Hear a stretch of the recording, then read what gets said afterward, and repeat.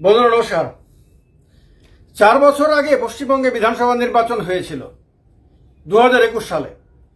এই 21 সালের বিধানসভা নির্বাচনের আগে তৃণমূল কংগ্রেস থেকে দলে দলে নেতারা বিজেপিতে যোগদান করেছিলেন।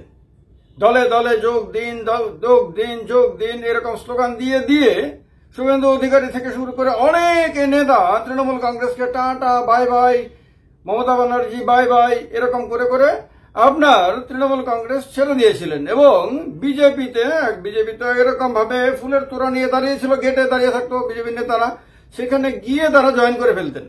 এই একটা প্রতিযোগিতা শুরু হয়েছিল, কার আগে প্রাণ কে করিবে দান, কার আগে কে নিজের প্রাণটাকে বিজেপিতে সমর্পণ করে দেবেন, তার প্রতিযোগিতা ছিল। আগামী 1 বছর পরে পশ্চিমবঙ্গে আবারও বিধানসভা নির্বাচন, 21-এর পরে 26-এ। এই 26-এর বিধানসভা নির্বাচনের আগে উল্টোগন্তি শুরু হয়েছে এবং উল্টোগন্তিটা এবারে আর বিজেপির পক্ষে না, তৃণমূল কংগ্রেসের পক্ষে। যেখানে দেখা গেছিল 21-এ তৃণমূল কংগ্রেস ছেড়ে বিজেপিতে যোগদানের হিড়িক পড়েছিল, এবার দেখা যাচ্ছে ধীরে ধীরে বিজেপি ছেড়ে তৃণমূল কংগ্রেসে যোগদানের হিড়িক পড়তে শুরু করেছে। এর আগে আপনারা কিছুদিন আগে আপনারা দেখেছিলেন যে একজন বিজেপির বিধায়িকা একদম প্রেস কনফারেন্স করে আপনার বিজেপির বিরুদ্ধে নানান অভিযোগ তুলে বিজেপি ছেড়ে দিয়েছিলেন এবং তৃণমূল কংগ্রেসে যোগদান করেছিলেন। গতকালকে দেখলেন আপনারা নরেন্দ্র মোদী মন্ত্রিসভাতে একজন মন্ত্রী ছিলেন, তিনি আপনার বিজেপিকে টাটা বাই বাই করেছেন এবং তৃণমূল কংগ্রেসে যোগদান করেছেন। এই যে সময়ের ফের, একটা বলে না যে সময় কখনো কারোর হাতে বন্দী থাকে না, সময় চিরদিন কারো সমান যায় না। এ নিয়ে তো গানও আছে, অনেক মনীষীরা মুনিরা ঋষিরা অনেক কথা বলে গেছিলেন। সময়ের শক্তি যে সবচেয়ে আলাদা, সবচেয়ে বেশি শক্তি সময়ের, সেটা তারা বারবার আমাদেরকে বুঝিয়ে গিয়েছিলেন।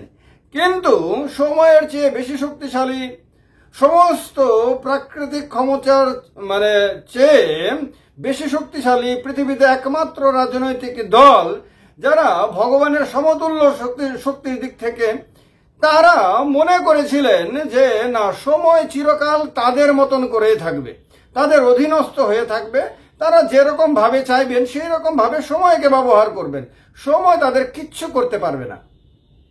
কিন্তু এখন দেখা যাচ্ছে যে উল্টো হয়ে যাচ্ছে খেলাটা। যেখানে 21-এর আগে তাদের দলে সবাই আসতেন ভিড় করে করে, ঠেলাঠেলি ভিড় থাকতো, সারাটা মাস ধরে শুধু যোগদান সভাকে তারা যোগদান মেলা বলতেন। মানে এত বেশি আসতো, মেলাতে যেরকম বিশাল ভিড় হয় সেই রকম ভাবেই মানুষ আসতো বলে তারা আর যোগদান সভা টভা বলতেন না, এটার নাম পাল্টে দিয়ে যোগদান মেলা বলতে শুরু করে দিয়েছিলেন। এবং তারা ধরেছিলেন যে সারা বছর ধরে, সারা জীবন ধরে এভাবে মেলাই চলতে থাকবে, যোগদানের এরকম ভাবেই প্রতিযোগিতা চলতে থাকবে। কিন্তু এখন দেখা যাচ্ছে কিছু ঘটনা আছে, যে ঘটনাগুলো তার কারণ। ঘটনাগুলো কি? মমতা ব্যানার্জির একটা হিন্দু বিরোধী বা কেউ কেউ তো দেশ বিরোধী ছবি পর্যন্ত বানাতে চেষ্টা করেছিল বিজেপির তরফ থেকে, এবং মমতা ব্যানার্জি সারা ভারতবর্ষের সবচেয়ে খারাপ ব্যক্তি, খারাপ মানুষ, খারাপ নেতা এবং বাংলাকে একেবারে যাচ্ছে তাই ভাবে শেষ করে দিচ্ছেন, এইরকম ভাবে তার একটা ছবি বানিয়ে তোলার চেষ্টা করেছিল। মমতা ব্যানার্জি বুঝতে পেরেছেন সেটা, বুদ্ধিমতী মহিলা, লড়াই করে উঠে এসেছেন। তার দল বিদ্বান বুদ্ধিমানদের দল, বিজেপিতে যেমন বিদ্বান আছে, বুদ্ধিমান আছে, তৃণমূল কংগ্রেসেও আছে। তো তারা বসে চিন্তা ভাবনা করে দেখেছেন যে না, এই যে তাদের প্রচারটা, এটার মুখটা ঘুরিয়ে দিতে হবে বা এই প্রচারটাকে ভোতা করে দিতে হবে। ভোতা করে দেওয়ার জন্য ভগবানই বোধহয়, প্রকৃতি বোধহয় মমতা ব্যানার্জির কাছে বেশ কিছু সুযোগ এনে দিয়েছিলেন। একটা সুযোগ কি? একটা সুযোগ হলো, বাংলাদেশে যখন হিন্দু নির্যাতন হচ্ছিল মোহাম্মদ ইউনূসের রাজত্বকালে, গত কয়েক মাস আগে ব্যাপকভাবে হয়েছে, সেই সময়ে মমতা ব্যানার্জি হিন্দুদের বিরুদ্ধে তো কথা একেবারেই বলেননি। তিনি কি করেছেন? তিনি কেন্দ্র সরকারকে বারবার বলেছেন যে এটা আপনার দুটি দেশের মধ্যের ব্যাপার, এই ব্যাপারে কেন্দ্র সরকার যা সিদ্ধান্ত নেবে পশ্চিমবঙ্গের তৃণমূল কংগ্রেস এবং রাজ্য সরকার সেই সিদ্ধান্তের সমর্থক হিসেবে তার পাশে থাকবে। শুধু তা না, তিনি বাংলাদেশে যে মানে অস্থিরতা, যে হিন্দু নির্যাতন, তার বিরুদ্ধে শান্তি সেনা পাঠানোর দাবি জানান কেন্দ্রীয় সরকারের কাছে। এবারে যখন তিনি শান্তি সেনা পাঠানোর দাবি তোলেন, সেটা নিয়ে বাংলাদেশের শাসক গোষ্ঠীর মধ্যে ব্যাপক প্রতিক্রিয়া হয়। তারা মমতা ব্যানার্জির বিরুদ্ধে আপনার কথা বলতে শুরু করেন এবং তীব্র আক্রোশ প্রকাশ করেন। আবার অন্যদিকে ভারতবর্ষে তথাকথিত হিন্দুত্ববাদী, অ্যাকচুয়াল হিন্দুত্ববাদী ভারতবর্ষে কজন আছে সেটা তো হাতের করে গুনে দেখতে হবে, কিন্তু তথাকথিত বা স্বঘোষিত হিন্দুত্ববাদী যারা, তাদের মুখ বন্ধ হয়ে যায়, তারাও সমস্যা পড়ে যান। আরে কি বলছেন তিনি? হিন্দু নির্যাতন বন্ধ করার জন্য শান্তি সেনা পাঠানোর কথা বলছেন। তিনি তো হিন্দু নির্যাতনকে সমর্থন করলে বিজেপির সুবিধা হতো, তাহলে বাংলার মাটিতে বাংলার জনগণকে বোঝানো সম্ভব হতো যে দেখো তিনি হিন্দু বিদ্বেষী, আমরা এতদিন বলে এসেছি, দেখো এখনো দেখো প্রমাণ, তিনি হিন্দুদের নির্যাতনের বিরুদ্ধে কথা, মানে নির্যাতনের পক্ষে কথা বলছেন। কিন্তু তিনি উল্টোটা করে দিয়েছেন, ফলে এই থমকে গেছে বিজেপির প্রচারটা। এরপরে আপনারা দেখেছেন যখন পেহেলগাম হত্যাকাণ্ড হয়েছে, তখন তাকে তো একটা দেশ বিরোধী তার ছবি তোলে, মানে বানানোর চেষ্টা দীর্ঘদিন ধরে করে আসছিল বিজেপির লোকরা, নেতারা। এবার তিনি কি করেছেন? পেহেলগামের তো নিন্দা করেছেনই, তিনি কেন্দ্র সরকারকে বলেছেন যে কেন্দ্র সরকার যা সিদ্ধান্ত নেবে সেই সিদ্ধান্তে তার সমর্থন থাকবে, তিনি সঙ্গে থাকবেন। তার দল পরিষ্কারভাবে কেন্দ্রের পক্ষে ছিলেন এবং দেশের মান মর্যাদা রক্ষার জন্য যা সিদ্ধান্ত নেওয়া দরকার তাই নিতে বলেন। অভিষেক ব্যানার্জি কয়েক কদম এগিয়ে গিয়ে দাবি করে বসেন যে পিওকে বা পাক অধিকৃত কাশ্মীরকে এই সুযোগে যাতে ফিরিয়ে আনা হয়। এবারে আরেকটা ধাক্কা খায় বিজেপি। বিজেপি চেয়েছিল যে মমতা ব্যানার্জি একটু সমালোচনা করুক, পারলে সেনাবাহিনীর সমালোচনা করুক, এই ক্ষেত্রে কেন্দ্রীয় সরকারের সমালোচনা করুক, এবং তারা যাতে বলতে পারেন বাংলার মাটিতে ঘরে ঘরে ঘুরে ঘুরে বলতে পারেন যে দেখো এই রকম সেন্সিটিভ সময়ে এই ভদ্রমহিলা কেন্দ্র সরকারের বিরুদ্ধে দাঁড়িয়েছেন, তিনি চান না যে দেশের সরকার আপনার সন্ত্রাসবাদীদের বিরুদ্ধে, পাকিস্তানের বিরুদ্ধে কোনো ব্যবস্থা নিক। কিন্তু এই কথাগুলো বলার সুযোগ পায়নি, বরং দেখা গেছে মমতা ব্যানার্জি এবং তার দল একটা রাষ্ট্রবাদী ভূমিকায় অবতীর্ণ হয় এক্ষেত্রে। এইরকম দুটো ক্ষেত্রে তো বড় ধাক্কা খেয়েছে। আর একটা কি, 3 নাম্বারটা হলো যে হিন্দু বিরোধী, হিন্দু বিদ্বেষী মমতা ব্যানার্জি এরকম একটা ছবি যার বানিয়ে তোলার অনেক বছর ধরে চেষ্টা, এবং চেষ্টাতে খানিকটা হলো তারা সফল হয়েছে। একটা অংশ তো অবশ্যই মনে করে যে মমতা ব্যানার্জি হিন্দু বিরোধী, হিন্দুদের ভালো চান না। সেই আপনার প্রচারটাও বিরাট বড় ধাক্কা খায় যখন দীঘাতে গিয়ে জগন্নাথ ধামের তিনি উদ্বোধন করেন, এবং এটা পশ্চিমবঙ্গ সরকারের উদ্যোগে হয়। মূলত মমতা ব্যানার্জির কল্পনা প্রসূত, মমতা ব্যানার্জির ইচ্ছা প্রসূত এই মন্দিরটি তৈরি হয়। এবার হিন্দু মন্দির, জগন্নাথ মন্দির, ভগবান জগন্নাথ পূজিত হন না এমন কোনো হিন্দু নাই, হিন্দুর ঘর নাই। প্রত্যেক হিন্দুর হৃদয়ে চিরকাল রাজত্ব করেন ভগবান জগন্নাথ।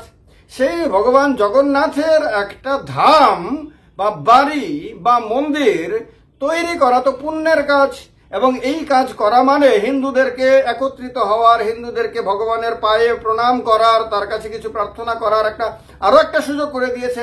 এমনিতে জগন্নাথ ধাম তো পুরীতে আছে, ভারতবর্ষে আরো অসংখ্য জগন্নাথের মন্দির আছে, কিন্তু আরেকটা মন্দির হলে তো কোনো ক্ষতি নাই। হিন্দুরা তো মন্দির করতে পছন্দ করে এবং মন্দিরে গেলে পরে মানসিক শান্তি লাভ করে, ঈশ্বরের কাছে তার আকুতি নিয়ে যায়, তার প্রার্থনা নিয়ে যায়, এবং প্রার্থনা পূরণ হলে আবার কৃতজ্ঞতা জানাতে সেই মন্দিরেই যায়। সুতরাং হিন্দুদের কাছে তো মন্দিরের গুরুত্ব বিশাল। সেই হিন্দুদের মন্দির যদি এই বানানোর কাজ কেউ করে, তাহলে হিন্দু সমাজে তাকে পুণ্যবান, পুণ্যাত্মা হিসেবে ধরা হয়। মমতা ব্যানার্জি এই কাজটা করেছেন, ফলে